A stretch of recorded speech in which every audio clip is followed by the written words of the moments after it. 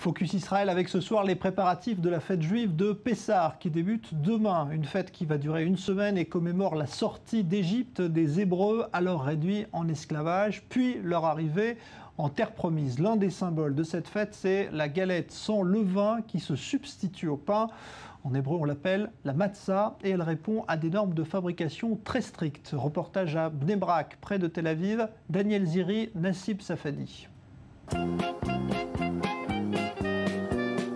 Une matzah de 7 mètres de long, un nouveau record battu avant la fête de Pessah. Pour l'entreprise Aviv, la matzah est une tradition de longue date. Chaque printemps, la fabrique produit des centaines de milliers de boîtes de ce pain azim, symbole de la Pâque juive. Cela fait plus de 100 ans que cette usine perpétue la coutume. Elle a ouvert ses portes en 1887 à Tel Aviv et s'est ensuite installée dans ses locaux de la banlieue de la ville en 1947. Roy Wolf représente la 6e génération de sa famille à la tête des Matzot Aviv. Pendant la fête de Pessah, qui commémore l'exode du peuple juif hors d'Égypte, la matzah remplace le pain habituel.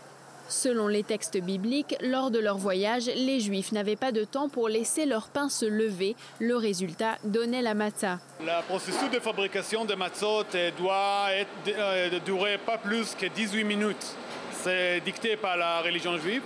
On mélange la farine et de l'eau ici pendant 1 minute à peu près. Et on a la pâte, et c'est une pâte sèche. C'est interdit d'ajouter ni sel, ni sucre, ni matière grasse. C'est seulement de la farine et de l'eau.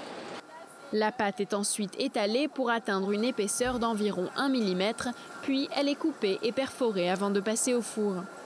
Les trous ont un rôle technologique, c'est pour empêcher que la pâte s'élève pendant la cuisson au four.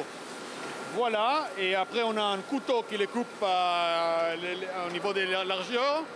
Et à la fin, on a ça. Ça, c'est un pain azim avant la cuisson.